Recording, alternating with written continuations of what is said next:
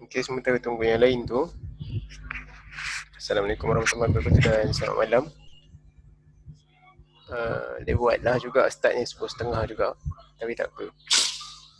Sebab tadi ambil anak kejap. Okay. Assalamualaikum warahmatullahi wabarakatuh dan selamat malam. Ulang sekali lagi. Okay, kepada yang ada kat sini, harap-harap dah tengoklah video sesi 1 dan sesi 2. Dan juga yang ni sebenarnya lebih kepada recap. Tapi bila saya ingat balik, ada nombor 5 sebenarnya. Yang nombor 5 ni dia lain sikit daripada ni, tapi boleh juga digunakan seiring dengan yang lain-lain ni. Tapi tak apa, lepas ni kita tengok. Mula-mula kita akan refresh balik 1 sampai 4. Lepas tu kita akan proceed dengan 5 lah. Kalau sempat kita tengoklah macam mana nak entry dengan TP ke, cut loss ke, dengan guna yang teknik entry ni, guna AO. Sebelum tu saya nak tanya, suara saya dengar ke tidak? Jelas ke? Tak jelas ke? Ya, tak apalah.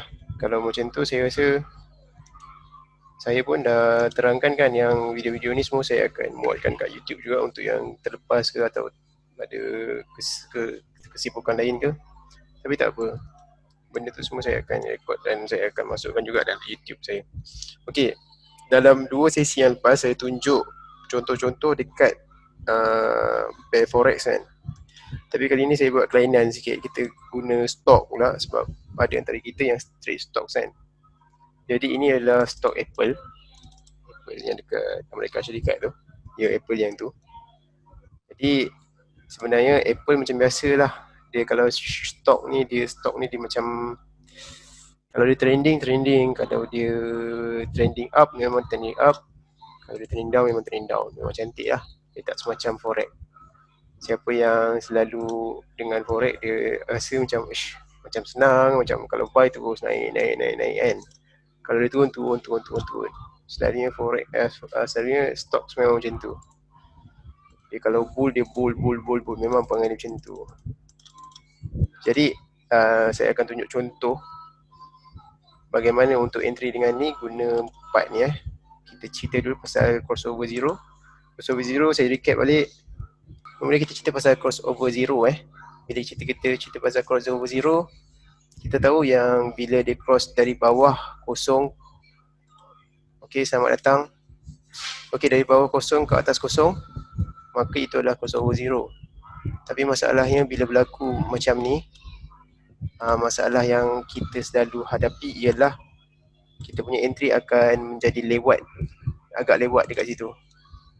Kita entry mungkin dekat sini. Okay. Sekejap saya tolong mute Kalau ada soalan boleh buka balik. Okay. Kalau yang macam ni entry dia agak lewat lah. Memang agak lewat. Benda memang dia confirm tapi dia agak lewat. Sesuai untuk siapa yang nakkan confirmation yang lebih, tapi saya tidak menyarankannya. Sebab apa? Bila dia agak lewat, kita takut dia turn pun cepat. Macam ni kan contoh kan. Kita dapat sisa-sisa je. Jadi benda tu mungkin satu jalan. Macam contoh, ini satu nisbah satu. Maksudnya kita takut ini satu, maksudnya dia punya risiko satu, tapi kita punya reward mungkin 0.5. Kita nak macam tu. Kalau macam contoh kan, macam ni. Macam ni alhamdulillah lah dia boleh pergi jauh. Itu pun sebenarnya dia tersangkut kat sini dulu kan. Dia naik tapi dia sangkut kat sini. Kalau yang macam ni memang cantik lah, tapi kadang-kadang dia tak bagi dengan cantik. Macam contoh macam ni kan. Dia cross, sini baru kita entry kan. Sebab dia cross over zero, sini baru entry. Kalau contoh kita punya risk kita punya downside kita satu, tapi kita punya upside kita punya room untuk dia pergi 0.5, maksudnya risk reward ratio kita memang tak sepadan lah. Jadi kalau kita lebih kurang kira, mesti kita punya win rate dalam 30%. Jadi macam 30% memang hurt lah kita punya account, kita punya total win. Memang susah lah nak menang dalam long term run. Mungkin kalau kena sekali kita rasa boleh dah pakai crossover zero, tapi di sebaliknya kita kena tengok secara kumulatif, secara keseluruhan Lepas tu yang kedua adalah Dua Bukit Dua Lembah. Dua Bukit Dua Lembah ni sebenarnya nama dia dalam bahasa Inggeris adalah Two Peaks, ataupun kalau Two Peaks tu kat atas, kalau bawah Trough rasa, bawah Trough. Jadi Two Peaks ni dia tak nyatakan campur dengan Divergence. Ni adalah lembah, ni lembah. Maksudnya kita akan entry pada lembah yang kedua. Ni pun sama, ni lembah. Ni bukit sebab dia atas kosong. Bukit, tapi tak semestinya dua. Kadang-kadang dia akan merebak jadi 3. Maksudnya sini boleh start sell, bila start merah boleh sell. Macam saya kata dalam video-video sebelum ni, kita akan layer ataupun kita jaga margin, ataupun kita martingale, ataupun kita dollar cross averaging, iaitu mula-mula kita akan beli sikit, kita beli sikit.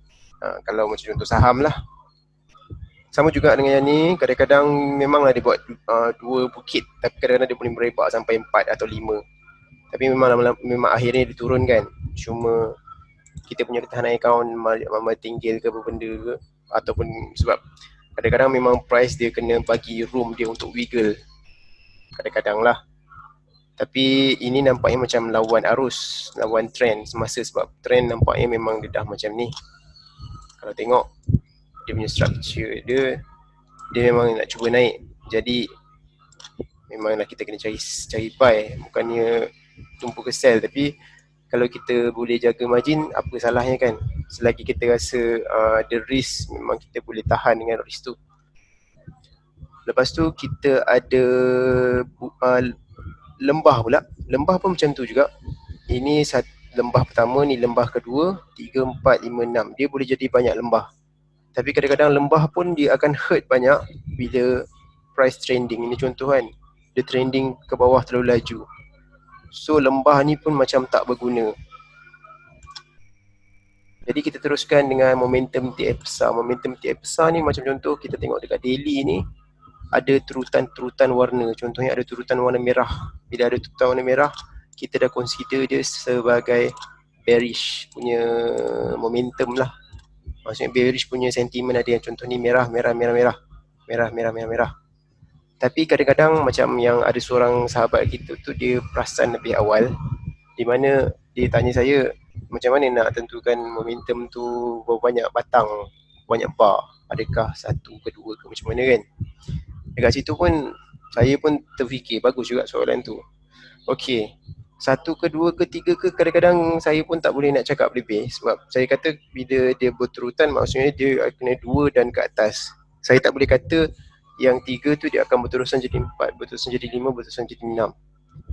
Jadi daripada situ pula kita akan tengok dekat time frame kecil ada tak entry menggunakan sama ada crossover kosong ataupun 2 bukit 2 lembah ni, ataupun bila dia cross sekali je kita dah start entry. Bukan cross maksudnya apa, cross daripada warna merah ke hijau ke, atau hijau ke merah ke, kita boleh entry dengan menggunakan momentum TF besar ni. Maknanya momentum TF besar ni kita boleh gabungkan dengan crossover zero di time frame yang lebih kecil. Kalau macam contoh daily, kita akan check di H1, sebab H1 cukup sesuai untuk dimagnify dengan 24 punya faktor daily, ataupun 2 bukit 2 lembah, ataupun macam ni pun boleh. Yang semacam ini pun boleh untuk follow buy di H1 tu. Contohnya kita kata ini H1 dan di daily hijau, jadi ini kita boleh juga consider untuk buy, selagi mana kita jaga margin dengan MM dengan seelok-eloknya. Dan seterusnya terlintas pula, sebab nama tak penting, just kita faham apa yang kita buat. Sebab nama ni saya on the fly je, saya fikir momentum tiap besar lah. Saya tak tahu nak cakap macam mana ayat perkataan yang sesuai untuk tu. Tapi saya harap anda faham konsep, bukannya nama semata-mata. Jadi apa yang anda buat, anda rasa tu betul, ada pemahamannya, ada konsepnya, saya rasa itu dah memadai. Okey, seterusnya saya terfikir momentum TF besar, bonus divergence TF kecil. Okey, yang ini ni dia berbeza dengan 2 bukit 2 lembah, dan juga berbeza dengan crossover zero sudah semestinya.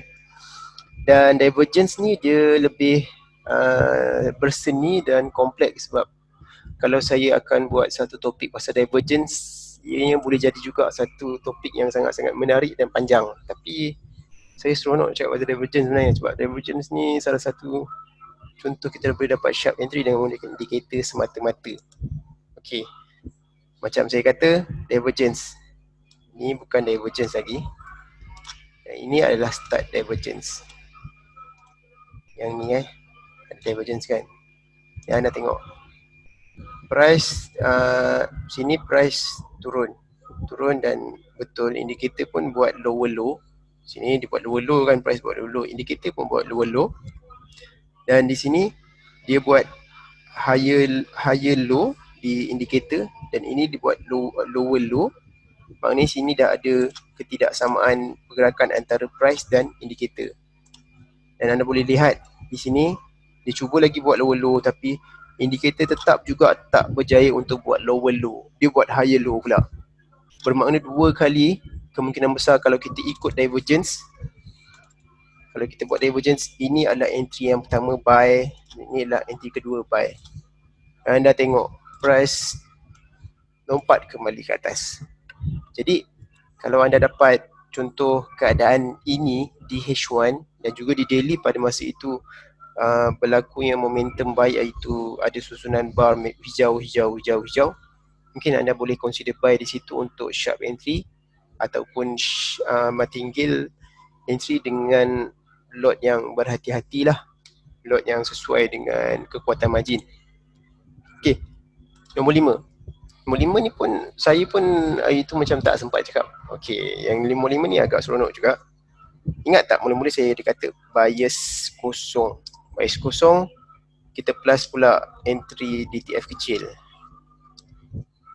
Bias kosong ni maksud saya dekat time frame besar lah.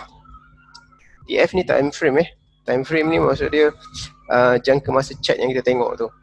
Okey, macam contoh sekarang ni saya tunjuk contoh. Sekarang ni Apple daily ni, daily kan. Dia semua objek ni. Saya tak perlukan objek-objek ni semua. Okey, bila kita kata bias kosong, saya dah ulang banyak kali bias kosong tu apa. Bias kosong tu adalah apabila dia berada di atas kosong atau di bawah kosong. Okey. Saya kena ambil ujung-ujung, saya takut nanti chart tak ada history data pula. Okey. Ini menunjukkan yang ini adalah bias buy di daily. Bila ada bias buy di daily, senang je. Kita buka je H1 dan kita dapat fokus dekat mana kita boleh buy. Ini nampaknya agak senang lah. Sebab apa? Saya dah pun layout kan untuk anda untuk buat crossover zero ke, untuk dua bukit dua lembah ke, ataupun untuk guna divergence. Cuma divergence ni saya kena terangkan lebih dalam. Saya takut satu topik macam tak sempat untuk cover semua. Tapi divergence tu secara kasar dia price buat higher low dah saya dah keliru. Okay, price buat lower high tapi indicator buat lower high tapi price buat higher high. Okay, macam ni. Saya pun dah keliru. Okay, ni price Maksud saya price ni adalah chart ni lah. Ini adalah high, ini adalah low. Ini adalah higher high, inilah higher low. Tapi indikator pada masa yang sama, saya tunjuk, saya kena buat macam ni. Indikator pada masa yang sama, ini saya cerita pasal divergence ni. Indikator pada masa yang sama, dia sama ada sama ataupun dia lebih rendah daripada yang sebelum. Yang ini maksudnya. Ini adalah divergence. Okey, saya ada salah ni, sepatutnya saya tarik jauh ke sini dulu supaya nampak. Okey. Okey, itu dia. Ataupun lebih rendah daripada yang inilah. Mungkin sini, ataupun dia pergi lebih rendah, atau ada dua kemungkinan lah, sama ada dia sama tinggi ataupun lebih rendah. Maknanya ini adalah bearish divergence. Bearish divergence ni maksud dia indikator AO kita telah meramal yang momentum untuk naik itu berkurangan. Tapi tak semestinya 100% betul ataupun tak semestinya 100% holy grail. Cuma dia fikir, dia kira daripada formula dia, dia kata momentum untuk naik tu sudah berkurang. Jadi kita boleh letak sell di situ kalau kita bandingkan dengan analisa-analisa lain. Sebab apa, indikator tidak sepatutnya digunakan bersendirian. Ini sepatutnya dianalisis bersama-sama dengan teknikal ataupun fundamental yang lain. Jadi dekat sini adalah salah satu petanda awal untuk kita tengok adakah sesuai untuk sell ataupun bagaimana. Okay. Dia sama juga dengan bearish divergence. Saya delete dulu semua ni, senang. Bearish divergence dia macam ni. Dalam price chart dia buat macam ni. Dia buat low, dia buat high. Dia buat lower low, dia buat lower high. Okay, ini adalah price Jadi indikator kat bawah dia seiring. Dia buat macam ni. Dia buat low, dia buat high. Lepas tu saya nak tarik juga ni garisan ni untuk menunjukkan mana point dia. Lepas tu dia sama ada dia buat low yang kemudian tu yang mengiringi yang ni. Dia sama ada low ini sama tinggi dengan bahu kiri, dengan yang kiri ni ataupun lebih rendah. Dia ada sama ada dua kemungkinan dekat situ. Sama ada lebih tinggi atau lebih rendah. Jadi ini dipanggil sebagai bullish divergence. Bullish divergence. Bullish divergence ni macam ni lah dia punya fenomena dia. Dia meramal yang price sudah lagi tidak kuat untuk meneruskan downtrend. Sama macam contoh yang tadi saya tunjuk dekat mana tadi? Ada tadi saya tunjuk kan. Jadi itulah bullish divergence. Yang tadi saya kata sell kat sini satu, sell kat sini dua. Yang ni dia clean, dia naik. Clean maksudnya dia naik tu memang tak agak-agak, memang senang dia naik. Jadi mungkinlah kat sini kalau dalam ikut saham, sebab kita buka Apple ni kan, kalau ikut saham mungkin first lot kita letak kat sini, kita beli satu lot, lepas tu kita beli second lot kat sini. Tapi kalau macam forex mungkin kita boleh pakai martingale ke. Contohnya kat sini kita letak 0.02, ini mungkin kita letak 0.05, lepas tu kita kira risk awal-awal. 0.02 kat sini, bawah sikit dalam berapa puluh pip. Contoh ini tak boleh kira pip, mungkinlah dalam 40 ke 50 ke ruang untuk di wiggle tu. Kita kata 50 pip kita boleh loss sebanyak $30 ke. Jadi kita akan tambah pula dekat bawah ni, memandangkan kita rujuk ke daily momentum tengah menaik. Okay, itu sedikit sebanyak mengenai divergence. Sebab saya tak masuk lagi divergence. Jadi ini adalah secara kasar divergence tu. Divergence saya akan buat juga lepas ni, sebab divergence memang saya sangat seronok dan saya juga nak kaji lebih pasal divergence. Okay, untuk meneruskan lagi, bias zero TF besar dan entry TF kecil. Basically, sekejap saya delete semua dulu. Okay, jadi kalau yang macam macam Apple ni, senang sangat lah. Saya punya bullish tu pun saya padam. Jadi kita ambil dekat sini, tengok dekat H1. Ini semua ni buy lah ni. Sini buy, sini buy, sini buy. Dan kalau jumpa bearish ke kalau jumpa bullish divergence tu memang rezeki lah juga kan. Contoh yang ni, sini divergence, bullish divergence, memang dia naik cantik ni kan. Nampak tak ke macam kalau ada bullish divergence pun dia naik cepat, dia cantik. So itu adalah salah satu cara lah untuk menghadapi, untuk menggunakan indikator AO semata-mata tanpa menggunakan indikator lain. Okay, kejap saya delete lagi sekali. Okay, lagi satu yang saya nak cakap sebelum saya terlupa. Okay, macam mana pula dengan signal yang tak jadi kan? Yang tu kena tengok juga. Kena tengok juga sebab nanti kejap lagi terpinga-pinga nak buat macam mana. Okay, ini contoh dia. Ini mungkinlah daily kan. Dia bias, memang bias sell. Tapi kita tengok entry dekat H1 ada tak? Okay, dekat H1 memang ada entry. Tapi entry dia pun sebenarnya masih lagi memberi untung. So saya pun okey, saya pun kena cari lain lah contoh yang betul-betul tak jadi. Sebab ini kalau ini saham ni, stok ni memang dia kalau dia pergi memang dia pergi betul. Dia tak macam forex. Kalau forex berlapis-lapis kena tengok time frame. Okey, ini tadi bukit tadi, ini lembah tadi kan. Okey, ini lembah seterusnya. Sebab lembah seterusnya ni macam pendek je ni. Saya rasa mesti ada yang loss. Okey. Mana tadi saya lukis? Okey, sini. Kalau ikutkan, okey. Yang ni nampak macam ada fail sikit.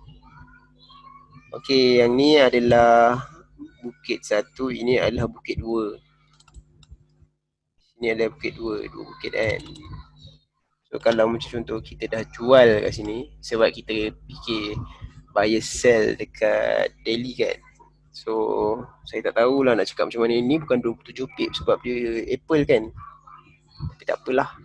Kita kira, dia kira price 199 dengan 202 iaitu $3. Jadi mungkin kalau rasa $3 tu dah mudah bagi anda, anda pun boleh close lah. Maksudnya dia sempat lah bagi profit tu sebelum dia naik lagi sekali. Tapi untuk third punya bukit pun, kalau anda start sell lagi, dia bagi lagi sebenarnya. Itulah keenakannya kalau kita kata stok ni. Sebab stok dia kalau dia trend, dia memang trending total. Okay, next kita tengok yang pendek ni juga. Selalunya pendek-pendek ni tak jadi. Okay, daily tengok dekat H1 ada tak peluang untuk buy daripada time frame kecil. Okay. Oh, dia pun ada juga, dia ada bagi juga. Sini adalah bukit 1, ini adalah bukit nombor 2, lembah nombor 2. Lepas tu ditampur pula dengan bentuk macam ni. Maksudnya ni bukan divergence, ni ada convergence. Maksudnya dia sama-sama turun. Maksudnya price pun buat higher low, indikator pun buat higher low. So macam okey jugalah sebab dia synchronize antara dua ni.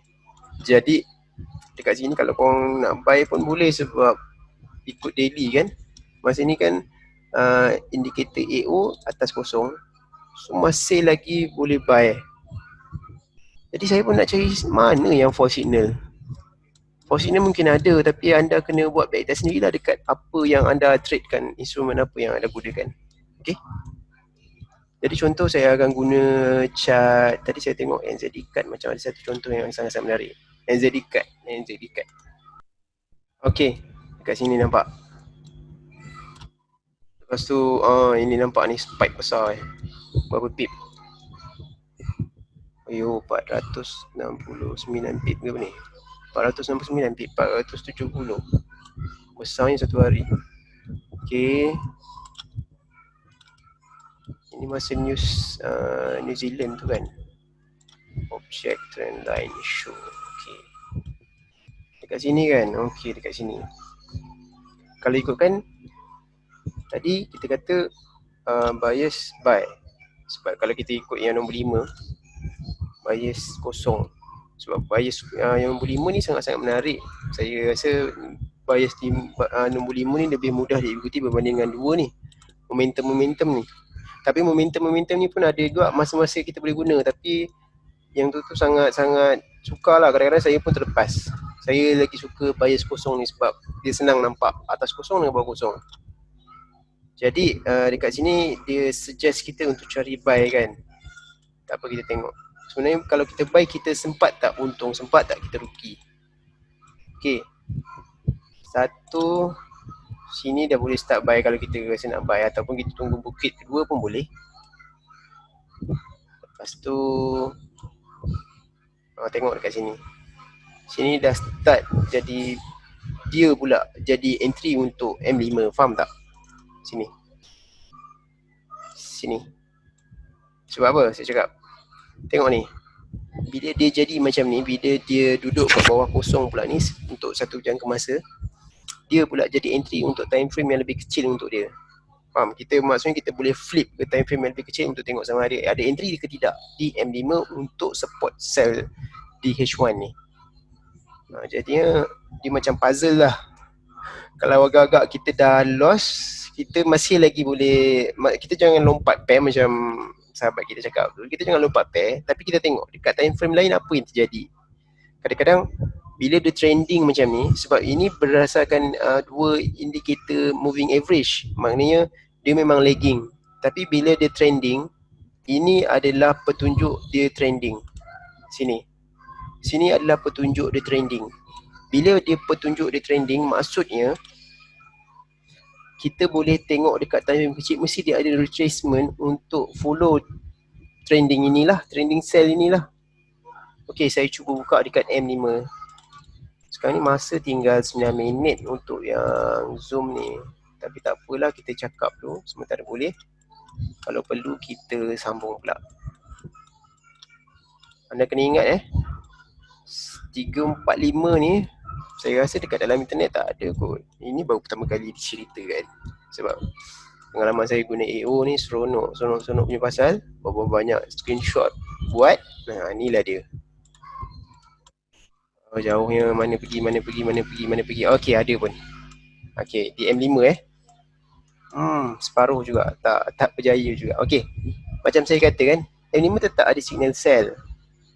Sebab di H1 anda nampak saya tandakan tadi, dia punya AO berada di bawah kosong. Maksudnya bias cell tu memang ada. Jadi yang mula-mula kita tengok kat daily kan, kat daily buy. Tapi di H1 pula tengok dia yang ni buy. Kita dapat untung juga. Okey, ini sempat untung juga. Tapi lepas tu dia turun. Tengok, okey, kalau turun kan dia, kalau tengok betul-betul, kalau tengok perasaan, tengok merah dia ni, yang merah ini, cuba tengok kat merah yang kat bawah tu, kat EO tu. Merah ni dia punya laju dia lain macam. Lajunya tidak seperti ini, tidak seperti ini. Maksudnya dia nak cuba trending ke bawah. Yang ni kalau tengok kan, ini adalah bukit yang pertama ni, bukit pula, lembah pertama, lembah kedua, ni adalah lembah ketiga.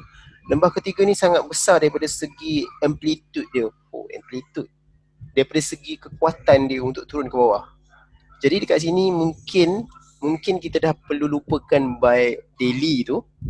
Kita mungkin boleh intai-intai di time frame yang lebih kecil, kemungkinan besar sesuatu downtrend yang betul-betul jelas berlaku di time frame kecil, dan kita boleh mencuri-curi entry di time frame yang lebih kecil.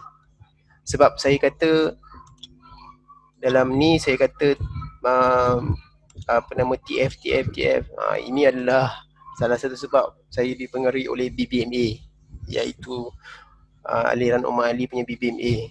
Jadi bila guna AO pun dia sama je. Dia dalam setiap pergerakan time frame besar, kita akan ada time frame kecil. Maksud saya adalah, kalau anda tengok, ini daily kan. Okey, saya kena tukar warna ni supaya bagi jelas. Kalau anda ada masa untuk tilik-tilik chart, ni daily kan. Daily memang nampak cantik, memang nampak clean, memang nampak tidak ada jagged lines. Jagged lines semua maksudnya tidak tajam-tajam apa semua. Tapi bila berada di dalam time frame yang lebih kecil, ini adalah pergerakan ni sebenarnya. Ini je pergerakan dia. Dia lebih bergerigi di time frame yang lebih kecil. Bila bergerigi di time frame yang lebih kecil, kita kena ingat yang dia akan ambil stop untuk ikut apa yang time frame besar buat.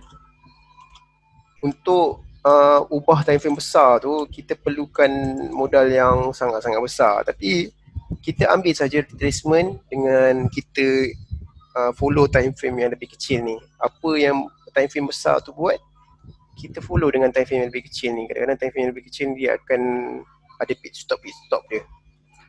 Ini saya boleh katakan di sini mesti ada entry cell. Di sini mesti ada entry cell. Sebab itu adalah dia punya, ini itu adalah ini diterbalikkan. Ini kan di H1. Dan di time frame yang lebih kecil akan berlaku yang ini. Faham? Agak mencabar tapi tak apa, ini seronok agak untuk dibelajar sebenarnya. Jadi kalau diikutkan, bila berlaku ini secara tak semena-mena, dia akan berada di bawah kosong tanpa ada naik pun atas kosong. Tapi di time frame yang lebih kecil, bila kita magnify ke time frame yang lebih kecil, akan berlakunya cross ke atas zero, dan juga kita boleh entry dengan menggunakan teknik-teknik yang kita kata tadi tu, iaitu crossover zero ataupun dua bukit dua lembah ataupun guna divergence. Itu kita boleh guna untuk follow bias sel di H1 ni. Jadi macam senang kita kata H1 M5 ataupun M15, tapi M15 mungkin tak sempat lah. Daily mungkin H1, H4 mungkin di M15 ataupun M30 lah. Sebab jarak dia tu akan ada dia punya bukit-bukit dan lembah-lembah dia. Jadi tinggal 4 minit ni, ada apa-apa soalan ke daripada audience? Boleh buka mic dan tanya, saya cuba jawab. Boleh buka mic ataupun nak tolong saya buka ataupun nak chat pun boleh. Saya chat Ada soalan ke daripada audience? Ataupun saya Telegram pun boleh. Oh, Abang Sol tak dapat masuk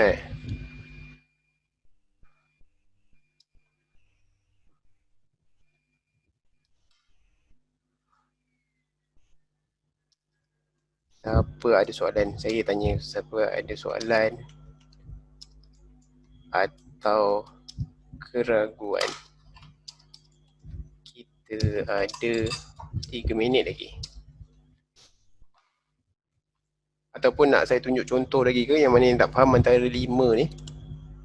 1, 2, 3, 4, 5. Ataupun tak faham daripada segi divergence ke, tak faham daripada segi dua bukit dua lembah ke, ataupun daripada segi mana-mana lah berdasarkan AO ni, ataupun daripada nak tengok time frame mana ke, boleh tanya. Ataupun lepas ni tanya lepas ni pun tak apa, sebab tinggal 3 minit ni.